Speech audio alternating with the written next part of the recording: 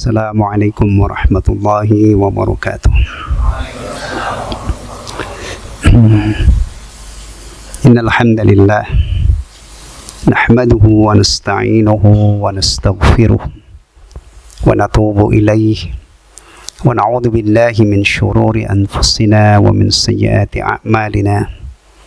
May yahdihillahu fala mudilla lahu wa may yudlil fala hadiya lahu. وأشهد أن لا إله إلا الله وحده لا شريك له وأشهد أن محمدا عبده ورسوله لا نبي بعده. يا أيها الذين آمنوا اتقوا الله حق تقاته ولا تموتن إلا وأنتم مسلمون. يا أيها الناس اتقوا ربكم الذي خلقكم من نفس واحدة وخلق منها زوجها وبث منهما رجالا كثيرا ونساء واتقوا الله الذي تساءلون به والأرحام إن الله كان عليكم رقيبا. يا أيها الذين آمنوا اتقوا الله وقولوا قولا سديدا يصلح لكم أعمالكم ويغفر لكم ذنوبكم ومن يطع الله ورسوله فقد فاز فوزا عظيما. أما بعد فإن أصدق الحديث كتاب الله وخير الهدي هدي محمد صلى الله عليه وسلم وشر الأمور محدثاتها وكل محدثة بدعة وكل بدعة ضلالة وكل ضلالة في النار. Jamaah sekalian, kaum muslimin wal muslimat rahimani wa rahimakumullah. Alhamdulillah, setelah sebulan kita berpisah, malam ini kita dipertemukan kembali oleh Allah Tabaraka wa Ta'ala di tempat yang istimewa ini. Sebagaimana pertemuan-pertemuan yang sebelumnya yang sudah Allah kehendaki berulang kali, kita memanfaatkan waktu sampai Isya tiba untuk menelaah kitab Mukhtasar Syu'abil Iman. Alhamdulillah, perjalanan kita dalam mengkaji kitab ini pada pertemuan lalu sudah sampai Ar-Rabi'u wal Arba'una min Syu'abil Iman, cabang atau bagian iman yang ke-44. Ya. Tahrimu a'radin nas wa ma yajibu min tarkil waqi'ati fiha. Kalau di sini diterjemah mengharamkan kehormatan manusia dan hal yang wajib ditinggalkan jika disakiti kehormatannya. Atau kalau kita sederhanakan terjemahnya supaya gampang difahaminya, adalah menjaga kehormatan manusia, wabil khusus tentunya orang sesama muslim, dan tidak menodai atau tidak mencederai kehormatannya. Sebelum kita lanjut ke bagian berikutnya, ini ada bagian akhir, ada hadis yang dikutip oleh Imam Al-Baihaqi rahimahullah yang sangat penting untuk kita ingat-ingat, kita pelajari, kita fahami, dan kita jadikan panduan untuk muamalah atau berinteraksi, bergaul dengan sesama muslim, sehingga cabang iman ini bisa tumbuh pada diri kita, ya. Yaitu sabda Rasulullah sallallahu alaihi wasallam dari Abu Hurairah radhiyallahu an. Di sini disebutkan, tercantum dalam Sahih Muslim, Rasulullah bersabda, al-muslimu akhul muslim. Seorang muslim itu adalah saudara bagi muslim yang lain.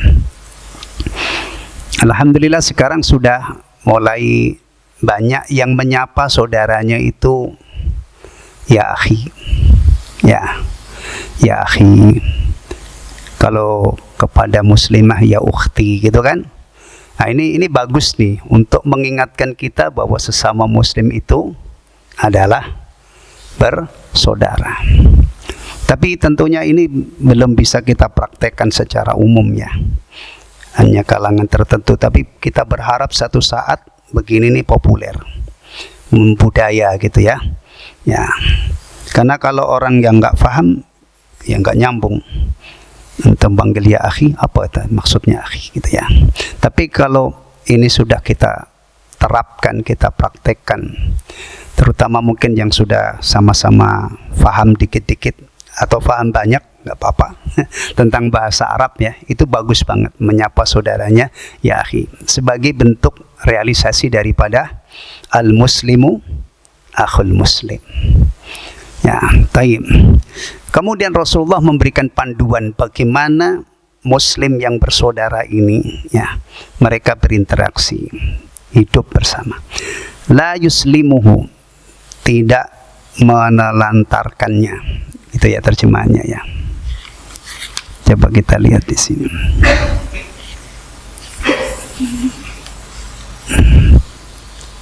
Ya. Oh, di sini ada la yadlimuhu. Kok di kitab asli saya tidak ada la yadlimuhu ya. Kalau di kitab terjemahannya ini pertama la yadlimuhu, tidak boleh mendoliminya. Mendolimi. Ya. Mendolimi sesama muslim, berarti didolim terhadap sesama ya. Itu terkait dengan apa saja. Di sini kan Rasulullah SAW memberikan bimbingan setelah menyatakan muslim itu adalah saudara bagi muslim yang lain, atau biasanya diungkapkan antar muslim itu adalah bersaudara. Jangan mendoliminya, karena bersaudara tapi mendolimi ini bisa merusak ukhuwah. Tidak cocok, tidak klop. Kalau saudara berarti jangan mendoliminya atau tidak mendoliminya. Coba direnungkan, kalau kita bicara dolim terhadap sesama, itu berkenaan dengan apanya? Yang pertama, darahnya. Jangan sampai kita sakiti saudara kita itu. Mendolimi saudara ya, yang kaitannya dengan darah itu yang paling ekstrim apa? Yang paling puncaknya apa? Membunuh, ya kan? Taib. Yang paling kecil, membuat dia tidak nyaman saja itu sudah dilarang. Dan mestinya karena kita sesama muslim itu bersaudara, ada semangat yang sangat kuat dari masing-masing muslim ini untuk menyenangkan, menggembirakan, membahagiakan saudaranya. Maka semua hal sekecil apapun yang mengarah ke sana itu dibuka sebagai jalur kebaikan dan dijanjikan pahala. Baru senyum saja, senyum ya, itu kata Rasulullah, senyummu yang kamu persembahkan kepada saudaramu itu adalah sedekah. Baik, kita itu kalau disenyumin orang, ada orang ketemu kemudian bersikap ramah, itu ada pengaruhnya nggak di hati kita? Ada nggak kita kira-kira orang itu ketemu dimuliakan, dihormati dengan senyum, dengan keramahan, dengan salam, kemudian ngamuk-ngamuk dia, murka besar, itu ada nggak? Ya ada sih, tapi kita ragukan kewarasan orang ini. Nah, apa itu sebenarnya? ODGJ, maklum. Tapi kalau orang normal, Masya Allah, sesuatu yang kecil, sepele, cuman senyum, kadang-kadang jabat tangan, ya kan? Assalamualaikum. Yang paling panjang Assalamualaikum warahmatullahi wabarakatuh, itu memiliki pengaruh yang luar biasa. La yuslimuhu, tidak boleh menelantarkannya. Masa saudara diterlantarkan sih? Ya kalau lapar kita kasih makan, kalau dia butuh pertolongan kita bantu. Dan ini juga tidak sia-sia ya. Rasulullah juga mengajarkan dalam hadis yang lain, wallahu fi aunil abdi maka al abdu fi auni akhihi. Allah akan menolong hambanya sepanjang hamba itu mau menolong saudaranya. Kita akan diterlantarkan oleh Allah, tidak diperdulikan oleh Allah kalau kita tidak peduli terhadap saudara kita. Al jaza'u min jinsil amal. Balasan itu sesuai dengan amal kita. Apalagi wala yakhduluhu. Kalau di sini redaksinya agak lain ya. Kalau di kitab saya ini la wala yakhduluhu, dan tidak menghinanya, tidak ya merendahkannya. Wala yahkiruhu, bersama, tidak merendahkan juga. Kalau kita kaitkan dengan ayat Al-Qur'anul Karim ya, surah Al-Hujurat, ya ayyuhalladzina amanu la yaskhar qaumun min qaumin asa yakunu khairan minhum.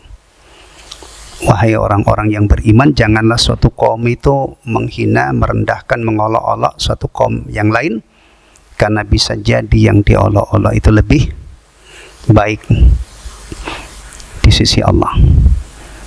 Masya Allah, kalau ini kita hayati. Bagaimana orang itu punya nyali untuk merendahkan saudaranya, sementara dia punya keyakinan bisa jadi saudara saya itu lebih baik di sisi Allah. Kalau dia ngeyel, Pak, dia kan rupanya nggak seganteng saya, lebih ganteng saya. Kita bisa tangkis orang ngeyel. Dari mana kamu dapat ilmu kalau orang mulianya seseorang di sisi Allah karena gantengnya? Saya kan orang Arab, kamu orang Ajam. Sejak kapan Allah yang menciptakan manusia, ada yang Arab, ada yang Ajam, meletakkan tolak ukur manusia, mulianya manusia di sisi Allah itu karena Arabnya? Gak ada. Inna akramakum indallahi atqakum. Dia kan miskin. Sejak kapan kamu punya ilmu kalau orang miskin itu mesti hina? Tolong, kalau ini kita hayati, kita tidak punya celah ya untuk ngeremehin orang, menghina orang. Dan bayangkan ketika ajaran begini ini dijunjung tinggi, menjadi pedoman umum bagi kaum muslimin. Masya Allah, dunia ini kayak surga ya. Orang saling memuliakan, saling menghormati, saling tawadhu, mendudukkan saudaranya itu mulia banget ya. Kemudian nanti samrahnya, buahnya, sunah-sunah yang lain itu lancar. Tadi saya gambarkan, ketemu orang menyalami, bertutur kata yang bagus, kemudian musafahah dan yang lain sebagainya, itu berawal dari kalau orang itu tawadhu. Tapi kalau dia sombong, mengangkat dirinya tinggi-tinggi dan menghinakan orang lain, nggak keluar itu semua. Tayyib. At-taqwa hahuna, kata Rasulullah, at-taqwa itu di sini. Taqwa adalah di sini. Ya, wa yushiru ila sadrihi thalatha marrat, dan beliau menunjuk pada dadanya 3 kali. Biasanya orang menunjuk di sini itu apa? Sakitnya itu di sini gitu ya. Ya, benar kan? Orang dihina orang itu sakitnya di sini. Maksudnya sakitnya maka ada istilah jangan menyakiti hati. Apalagi kalau orang-orang yang haknya besar, istri disakiti hatinya. Na'udzubillah. Istri itu diamanatkan oleh Allah kepada suami supaya diperlakukan dengan baik. Ya, diajak ke surga, dinafkahi. Ya. Ada kan istilah menyakiti hati ya, sehingga sakitnya itu di hati, orang sering menunjuk. Tapi Rasulullah SAW pernah menunjuk dadanya, bukan menunjukkan apa sakit, tapi apa?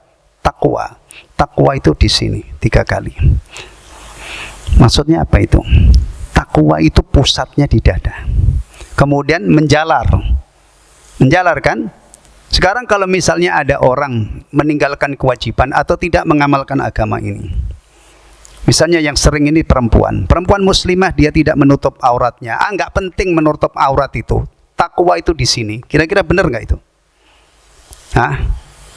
Ada orang dia melakukan pelanggaran syariah, dia tidak pakai hijab di luar rumah atau ada laki-laki. Kemudian dia merasa tidak bersalah karena menurut dia takwa itu adalah di dada. Ini tidak penting. Begini ini benar nggak kira-kira? Kira-kira untuk mengobati orang yang begini nih ya, gimana? Kalau benar hatimu itu ada ketakwaan kepada Allah, itu akan terlihat di kepalamu. Kalau hatimu itu benar-benar ada takwa, ya, maka ketakwaan itu juga akan tercermin pada lidahmu, tanganmu, perutmu, dan seterusnya. Ya kan? Oh, sekarang ini urusan agama itu Masya Allah, jemaah sekalian, banyak orang-orang ngeyel. Ya, orang kerja tidak sholat itu kadang-kadang masih tidak mau disalahkan atau tidak sadar kalau dia melakukan kesalahan. Gimana? Kerjakan ibadah. Nah, kalau saya kerja nggak sholat kan nggak apa-apa. Toh saya nyari nafkah itu adalah ibadah. Ada model-model begini. Ya kita ingatkan, iya kerja itu ibadah, sholat juga ibadah, masing-masing ada waktunya. Kamu itu sehari punya 24 jam, itu mestinya prestasinya banyak. Sholat iya, kerja iya, makan iya, tidur iya, istirahat iya, beramal soleh iya, zikir juga iya. Semuanya kerengkau. Ada lagi, sholat menjadi korban. Sholat itu kan mengorbitkan orang jadi baik. Wa aqimis sholata inna sholata tanhanil faksha wal munkar. Saya sudah baik, ngapain saya sholat? Sholat jadi korban juga orang-orang model begini. Masya Allah, sekarang ini pernyataan-pernyataan tentang agama itu banyak banget, macam-macam. Ya termasuk ini, nah, takwa itu di sini, nggak penting. Nah, sehelai kain menutup kepala, ada yang begitu. Padahal kalau kita ladenin orang ini ya, kalau benar-benar di dadamu itu ada takwa Allah, ya itu mestinya kepalamu itu akan menjadi alat untuk membuktikan adanya takwa di dalam dada. Kemudian lanjutnya, bihasabi imri'in minasyarr an yahqira akhahul muslim. Cukuplah seorang muslim itu melakukan keburukan dengan menghina saudaranya sesama muslim. Kullul muslimi 'alal muslimi haramun damuhu wa maluhu wa irduhu.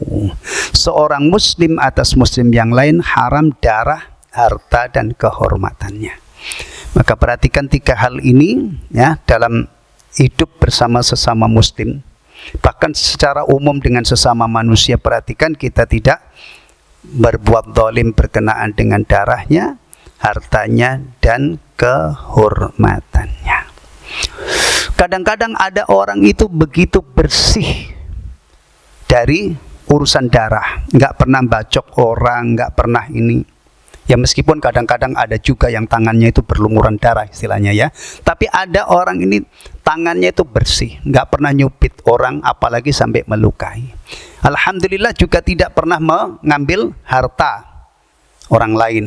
Tapi kadang-kadang yang satu ini loh, yang berkenaan dengan kehormatannya, berkenaan dengan harga dirinya, tidak pernah melukai, apalagi sampai membunuh, tidak mengambil. Alhamdulillah. Cuman satu ini harus kita waspadai juga. Jangan kita ini gampang-gampang mentolimi saudara kita dengan mengunyah-ngunyah, menginjak-injak kehormatannya. Dengan apa? Yang paling sering ini adalah ghibah, menyebutkan atau membicarakan keburukan atau aib saudara sesama muslim ketika orangnya tidak ada. Ya. Baik. Ini yang yang dikutip ya dalam bab atau dalam cabang ke-44. Terakhir, la yarmi rajulan bil fisqi wa la yarmihi bil kufri illa irtaddat alaihi illam yakun sahibuhu kadzalik. Berawal dari muslim itu bersaudara. Kalau kita merujuk kepada Al-Quran, firman Allah, innamal mu'minuna ikhwah. Kalau kita merujuk kepada salah satu hadis Nabi yang dikutip tadi, al-muslimu akhul muslim.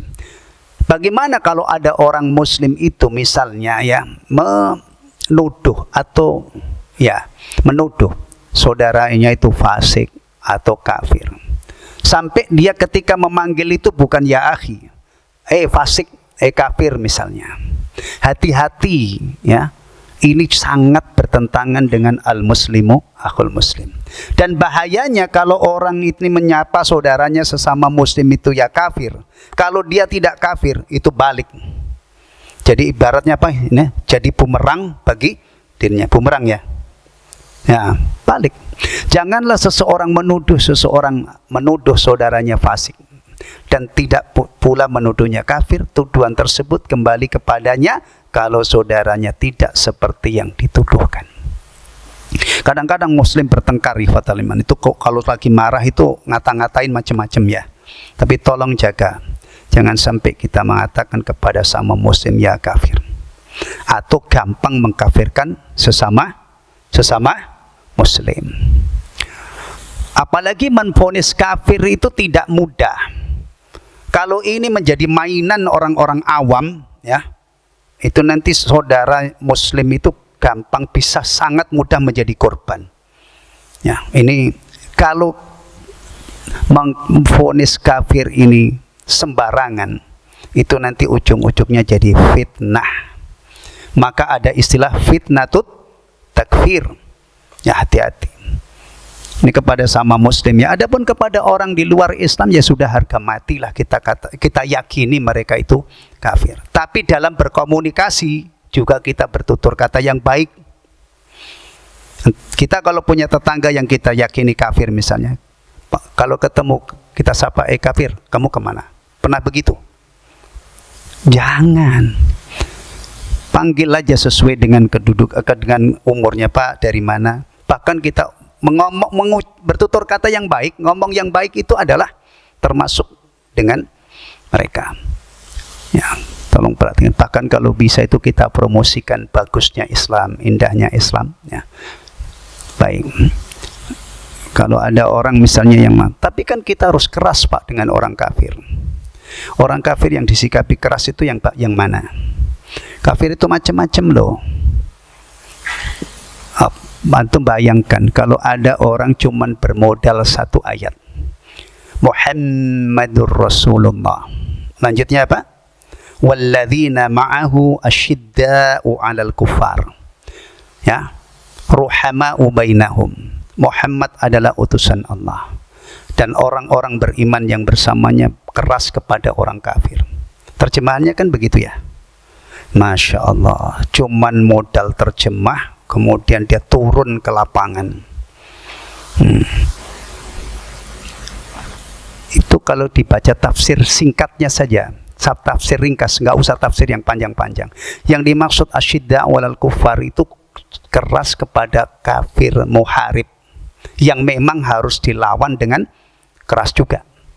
Sementara yang lainnya ada kafir dhimmi, ada kafir musta'man, ada kafir mu'ahad.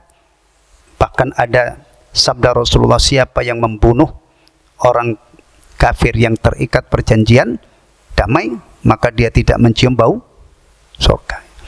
Jadi orang kafir itu macam-macam. Ya, dalam konteks kehidupan seperti ini ya, kita bertutur kata yang baik, bersikap yang baik. Tidak boleh kita menghina sesembahan mereka atau syiar-syiar agama mereka. Kenapa? Karena kalau kita lakukan itu dia bisa menyerang balik. Yang jadi sasaran apa? Bisa jadi sasaran Allah, yang jadi sasaran Rasul, yang jadi sasaran ibadah-ibadah kita. Mungkin nggak orang kafir itu melecehkan kita dengan ibadah yang kita lakukan? Mungkin nggak? Sholat misalnya, mereka kan nggak ngerti kalau sholat, bagi kita sholat itu kan ibadah. Bahkan bukan hanya ibadah, rukun Islam.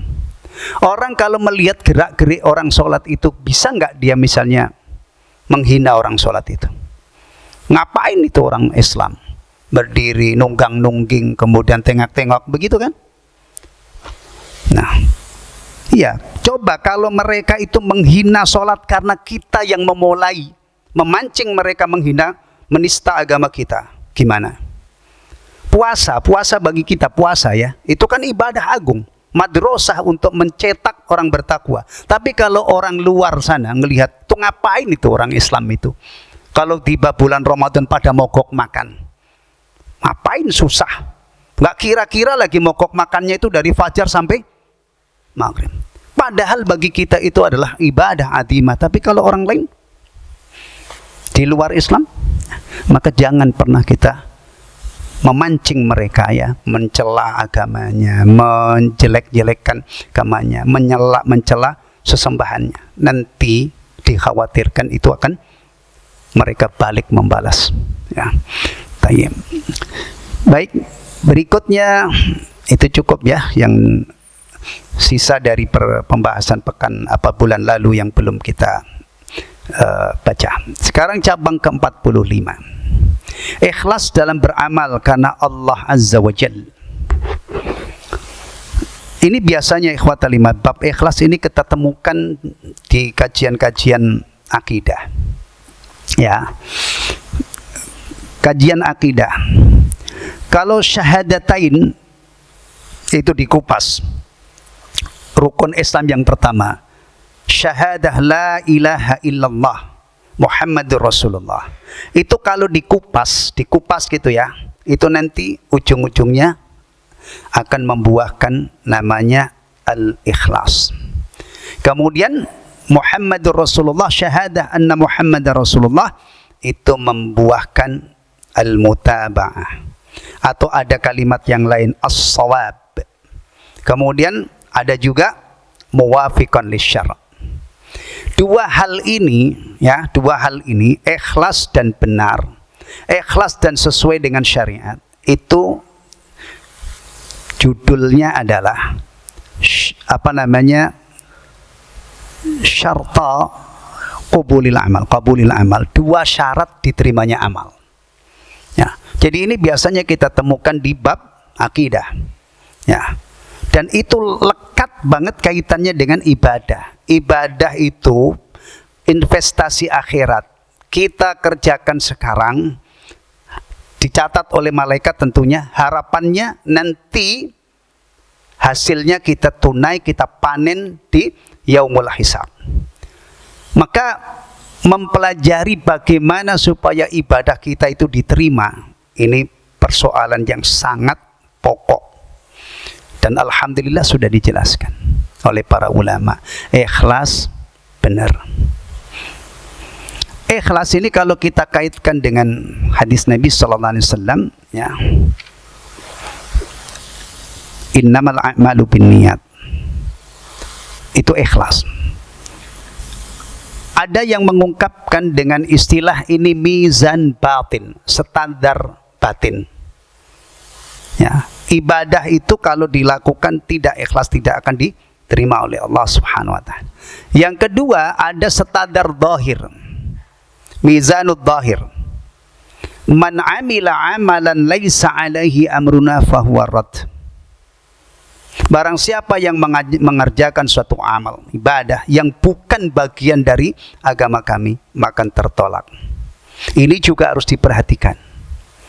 Nah, ikhlas itu nanti kita kalau sudah bicara ikhlas biasanya diingatkan atau disebutkan lawannya. Maka menjadi penting di sana ada pembahasan tentang riya. Ya kan?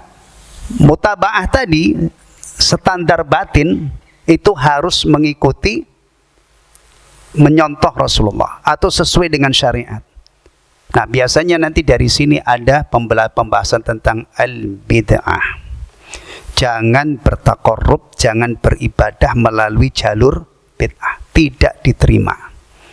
Maka ini biasanya kita temukan sekali lagi di pembahasan yang sangat mendasar, yaitu tentang inti daripada syahadah la ilaha illallah Muhammadur Rasulullah. Di kitab ini kita temukan dicantumkan pada cabang atau bagian ke-45.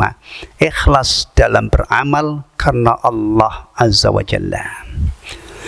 Ikhlas dalam beramal karena Allah Azza wa Jalla dan meninggalkan riya. Sebagaimana firman-Nya,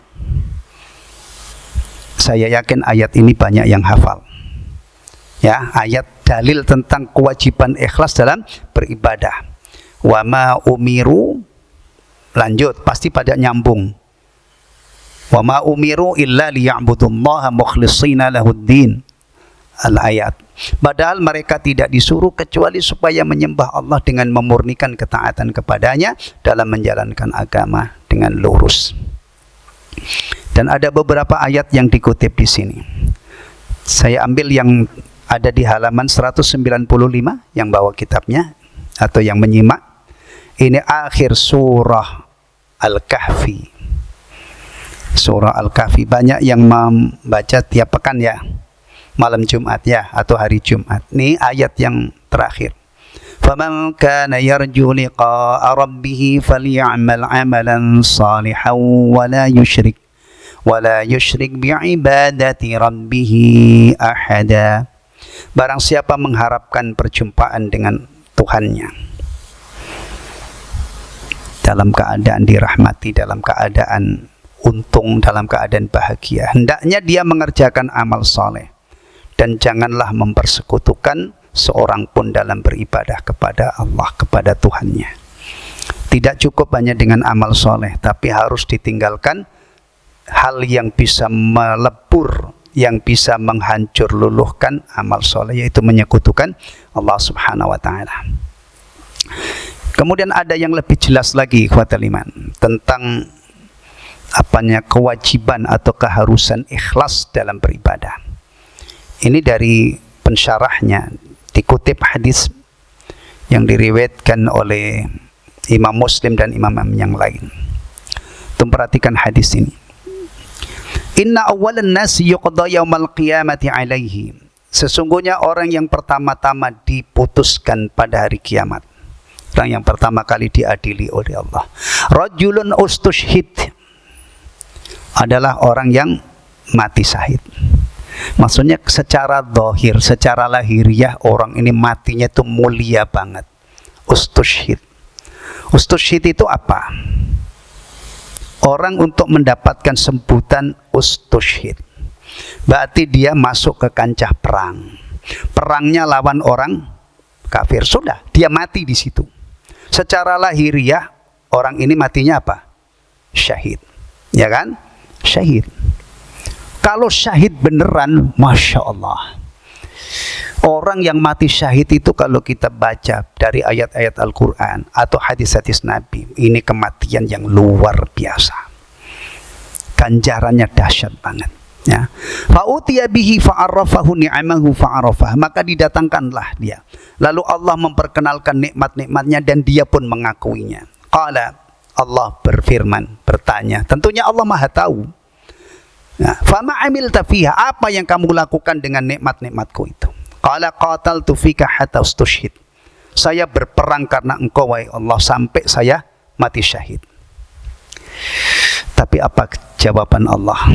Qala, Allah berfirman, kadzabta, kamu bohong. Walakinnaka qatalta li an yuqal. Yang ditepis oleh Allah, yang ditolak itu adalah pengakuan apa tadi? Qataltu fika.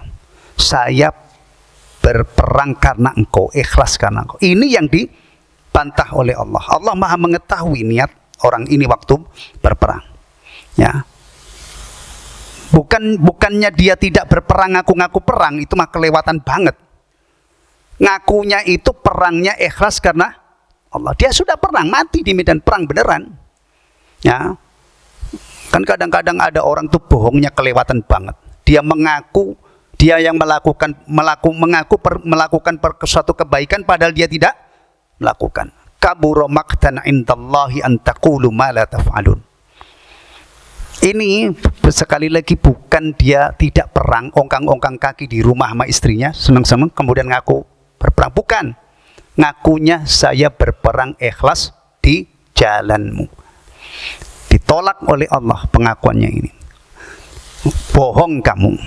Walakinnaka qatalta li an yuqal jari.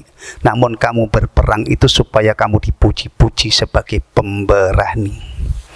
Faqad qil, dan itu sudah dikatakan, maksudnya tujuan kamu untuk mendapatkan pujian sebagai pemberani sudah kamu dapat. Allah, na'udzubillah min hadzal hal. Kemudian gimana? Ada lanjutannya. Tsumma umira bihi fasuhiba ala wajhihi hatta ulqiya finnar. Kemudian Allah perintahkan kepada malaikat untuk menyeret orang ini di atas wajahnya, dilemparkan ke neraka. Secara lahir, Masya Allah, secara lahiriah matinya mulia banget. tapi karena niatnya tidak ikhlas, ternyata tidak dapat ganjaran jihad, boro-boro ganjaran, endingnya akhirnya dilemparkan ke neraka. Hadis ini berarti memberikan kesimpulan secara telak tentang wajibnya ikhlas dalam beramal. Yang seharusnya dapat ganjaran luar biasa, nggak dapat. Yang kedua, tidak kalah hebatnya, warajulun ta'allamal ilma, seseorang yang mempelajari ilmu syar'i, wa 'allamahu, dan mengajarkannya. Sudah benar, sudah belajar, kemudian mengajarkan. Wa qara'al Qur'an, dan baca Al-Qur'an. Fa utiya bihi, lalu didatangkan di mahkamah Allah. Fa'arafahu ni'amahu fa'arafaha. Allah mengingatkan tentang nikmat-nikmatnya yang telah dianugerahkan kepadanya, dan dia pun mengakui. Lalu ditanya seperti pertanyaan yang pertama tadi. Allah bertanya, fama amilta fiha, apa yang kamu lakukan dengan nikmat-nikmat itu? Qala ta'allamtul ilma, saya belajar ilmu syar'i, wa 'allamtuhu, dan saya mengajarkannya, wa qara'tu, dan saya membaca Al-Qur'an, fika, ikhlas karenamu, wa qara'tu fika Al-Qur'an, dan saya membaca Al-Qur'an ikhlas karena engkau. Tsumma qala, ternyata Allah mau mentahkan pengakuan orang ini, kadzabta, kamu bohong. Walakinnaka ta'allamtal ilma liyuqal alim wa qara'tal Qur'an liyuqal huwa qari'. Kamu belajar ilmu itu supaya kamu diakui atau dipuji-puji sebagai orang alim, dan kamu baca Quran itu supaya dipuji bahwa kamu adalah jago baca Quran, qari'. Inna lillahi wa inna ilaihi raji'un. Hal-hal begini ini, ikhwatal iman, ini sangat mungkin, ya, siapapun berpotensi terjangkiti begini. Maka ada ulama yang mengatakan ikhlas itu lebih sulit daripada amal itu sendiri. Orang ini orang hebat, sudah belajar, sudah punya ilmu, sudah rajin baca Quran, tapi kandas gara-gara tidak ikhlas untuk cari pujian. Hal-hal begini ini tolong dipelajari juga. Jadi agama itu jangan hanya dipelajari hanya aspek lahiriahnya saja, tapi kita lengah. Bisa saja di luar ini sudah cocok banget dengan sunnah Nabi, tapi hati kita busuk. Na'udzubillah min dzalik. Kandas itu bisa jadi, ya kan? Ngeri nggak kalau baca begini ini? Hah? Kalau baca hadis seperti ini, ngeri nggak kita? Ngeri lah. Ya, iya. Amal sudah sedikit, keikhlasan minim.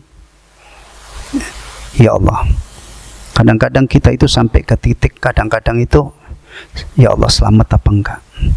Tapi kita ingat, kita juga harus ada harapan kepada Allah, sering-sering minta ampun kepada Allah atas kekurangan kita, ya kan?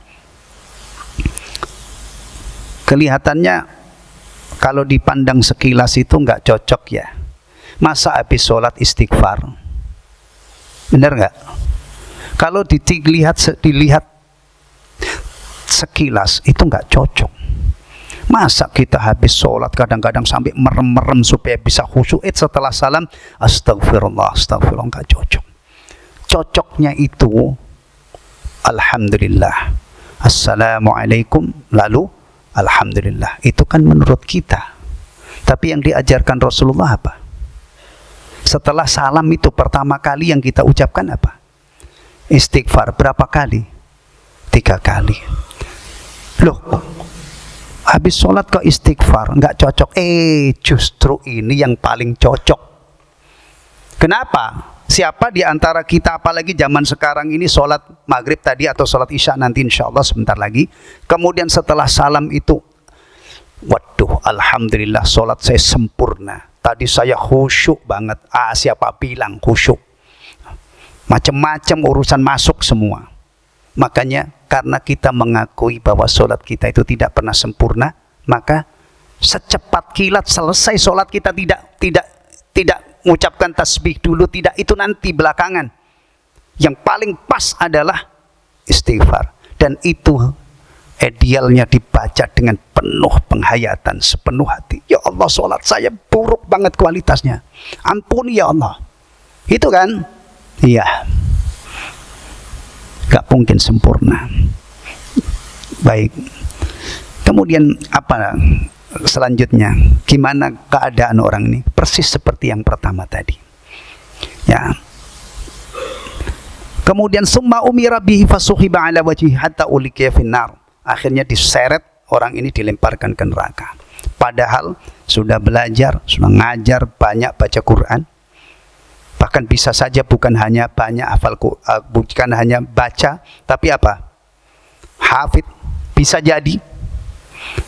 Tapi ini kita bukan dalam merendahkan orang yang hafid, ya biar yang hafid itu juga mengurus dirinya masing-masing. Ya, kalau baca Quran itu adalah ini di lain ini orang belajar ilmu agamanya niatnya salah saja itu sudah dosa besar. Saking mulianya ilmu syar'i itu salah niat saja dari awal baru belajar salah niat itu sudah dosa besar. Ya, kalau ilmu dunia itu karena tidak terlalu mulia, orang yang belajar di fakultas-fakultas umum itu teknis dan lain sebagainya nanti supaya bisa kerja itu nggak apa-apa ilmu dunia. Tapi kalau ilmu syar'i diorientasikan untuk dunia, naudzubillah min dzalik.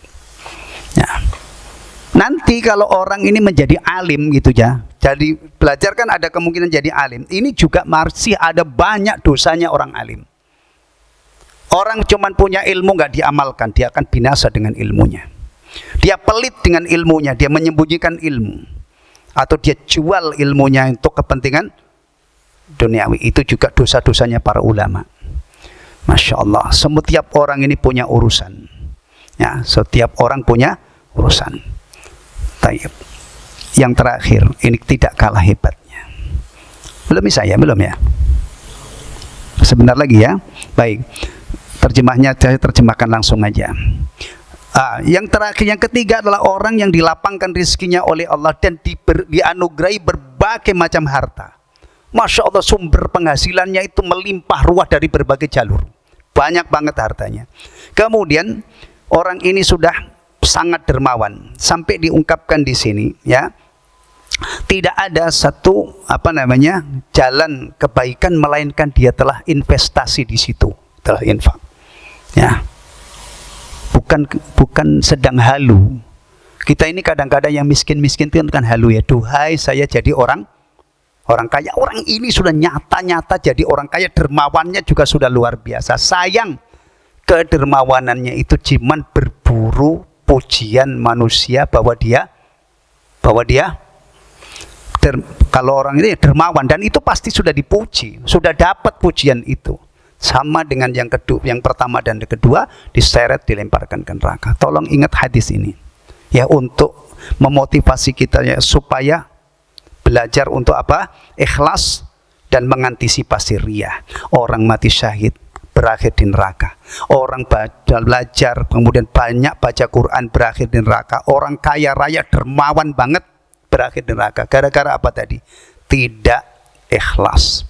Atau kalau kita nilai dari riya, gara-gara riya. Amalnya itu semuanya untuk mencari pujian dari manusia. Na'udzubillah min dzalik. Dan begini ini ikhwatal iman, setiap orang sangat mudah dijangkiti ini.